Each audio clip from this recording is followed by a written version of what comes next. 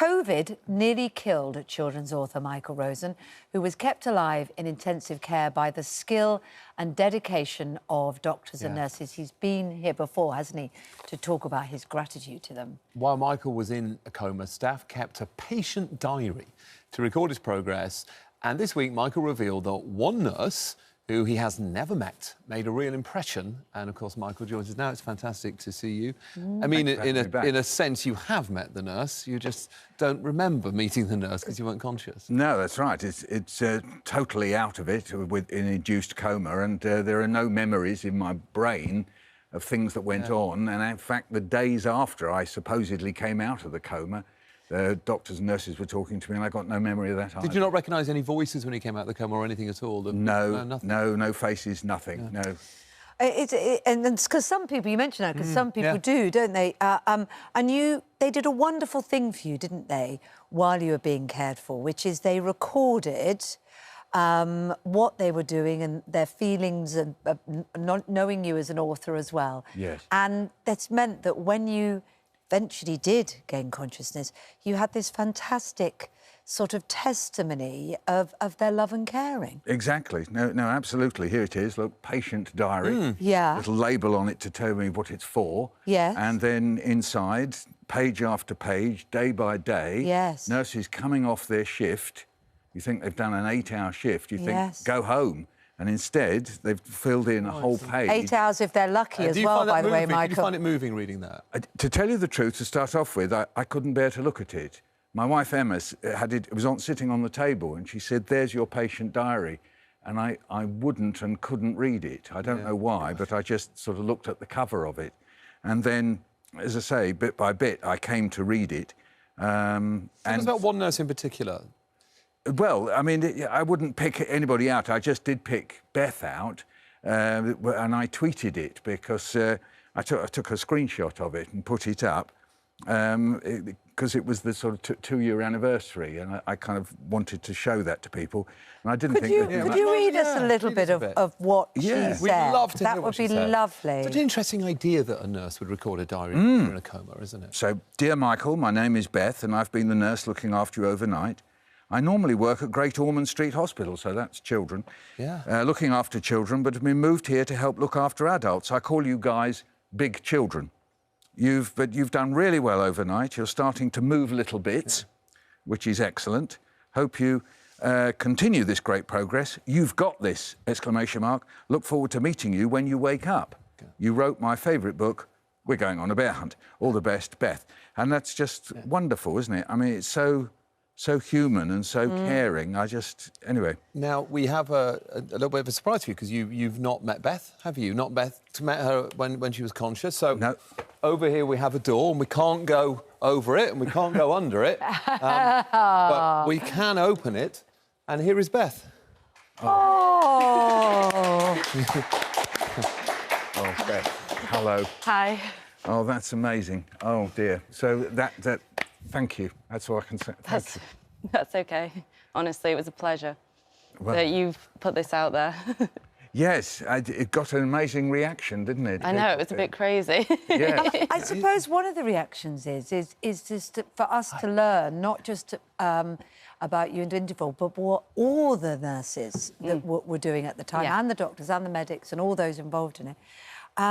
Because you were normally a children's nurse. Yeah, so I normally work on a children's unit, yeah. So. And you found yourself caring for incredibly sick patients in a coma with a disease that nobody knew. I mean, when Michael was sick, nobody even knew the consequences. No. What was that like for you? It was crazy. They were... First of all, they were about 10 times the size of my normal patients, so a lot different. But it was also being thrown into the deep end of not really knowing what you were doing. No one knew what they were doing, even the nurses that were there all the time. But it was sort of making the most out of everything that you could do. And, yeah, it might not have been to the best, but it was as good as everyone could do, and to make sure that everyone was OK. And just to make sure that you guys got through it, really. It must be... I mean, it's fascinating, I think, the human connection of the desire and the idea of writing down a diary entry of someone you're treating. And then with your Great Ormond Street connection, presumably We're Going on a Bear Hunt is a big book with a lot of people that, you're normally treating as well. I've seen it a few times around, yeah, but it definitely brings back a lot of memories to my childhood, and and it meant a lot to my mum as well. So yeah, you were there, caring. It's a lovely thing that you did to write down something, not just the medicines and things that are important, but not just for Michael himself, but also for the relatives. Because, in fact, Michael was on the same ward as my husband Derek, which we only found out because you told me, Michael, one day, because neither Derek nor Michael were conscious at the time, and none of us, as wives and children and uncles of people that were sick, could go in, and we had no sense of what was happening. Yeah, so it was a good sort of representation for either the patients or the relatives to sort of what was going on at the time. Yeah. And I hope it did really sort of help with the recovery and everything, because it sort of gave a little snippet into that sort of totally disorienting. You know, there's this period of my life that is lost, but you know about it. Yeah. So that's what's great, because it's like watching a movie of yourself. Yeah. So, and actually, I saw a quote of yours where you said there's you before the coma, there's you in the coma, there's you after the coma. There's almost 3 versions of you now. That's right. Yeah. I feel that quite strongly. You lost sight in one eye, didn't you? That's right. I can't really see you with this eye. I can't hear with that ear because I had microbleeds in the brain and that knocked out the nerves. See, my dad went through something similar when he got COVID, and apparently, yes, there's swelling in the back of the retina that can cause microbleeds. Is it a recognised thing that COVID can actually cause you to lose some sight and hearing? I think if you go on the long COVID support group websites and so on, you can see quite a few people talking about foggy vision or talking about loss of sight. I mean, they did think at one point I'd get it back, but it doesn't seem like it. That's what my dad thought as well. That's the hope, isn't it? Because it's so unknown, the effect COVID had. The hope is that it will come back. I have to ask you on a personal note, because you cared for Michael, and Derek, I think you now found out, was 2 beds away. Did you care for him? I would have done, yeah. Wow, gosh. Oh, my God. Gosh. That is amazing. Thank you so much, by the way. We tried it. We did everything that we could. Thank you so much. We put our all into it. Thank you so much. That is amazing. Gosh, I feel quite... Well, I don't know whether I can leap up and hug you, but I'm going to. No, are we allowed to? Yeah, of course. We're allowed to hug now, aren't we? I think you might as well. Thank you so much. Thank you. That's amazing.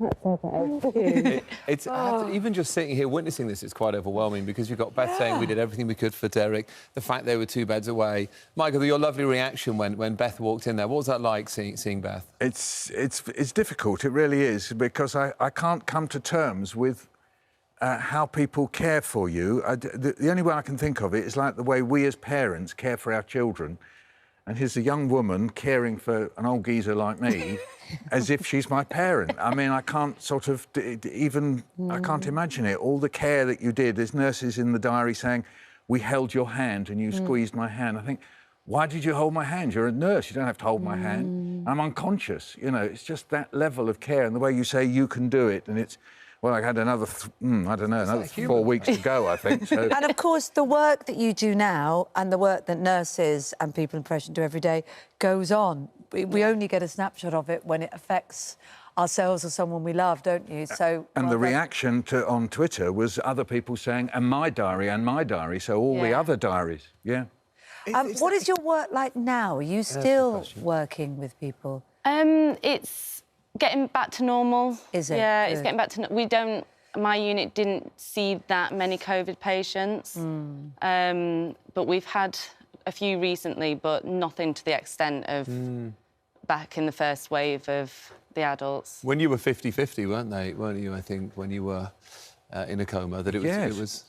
well, in the consultant's terms, he said, we didn't know whether you were going to be brain dead or not, Michael. So even when I woke up, they didn't know. That was Hugh Montgomery who said that, because this eye was dilated, or blown, as they say. And so they thought maybe I'd sort of gone inside. And then I got secondary infection, so, you know, all that sort of stuff. It is so interesting that the human touch that people like Beth bring to their job, because that's not part of the medical training. You don't need to write a diary, you don't need to hold someone's hand. It's just it's about care and attention and being a human, isn't it? Yeah, no, I mean, there's one nurse, sorry, I don't remember her name for the moment, telling me that she told me that she supported Derby County and that I supported Arsenal, but I didn't seem very interested. Yes, but, you know, I could just see the nurse saying, you know, and I support Derby, and I'm lying there, you know, with the ventilator down my throat, you know, going, oh. Well, we could talk forever. I must admit, I'm slightly overwhelmed, Beth, because I haven't met anybody at all, seen the faces of anybody from that time. So it's lovely. No, Haven't you? No. Lots of lovely nurses. Yeah, so I've it's lovely to see you. Yeah. I've met Monique and Joe. Yeah. Well, Beth, and thank you on behalf of Derek and right. for everybody Yes. you looked after, including Huge, Michael. huge thank you. Huge thank you. to all of you're you. amazing, Beth. Yeah. Thank you very much indeed. Yeah, I mean, it almost seems... I always feel when you meet someone who's done such work, you're almost embarrassed just saying thank you, aren't you? Like, what more can you... Hello, I'm alive. What? You know. It'll never be enough. No. Lovely to meet you. Thank you. And yeah, and we'll try and find a way of thanking you more. Speak Give you a round of after. applause. Now that I know, Very good. my head is in a spin.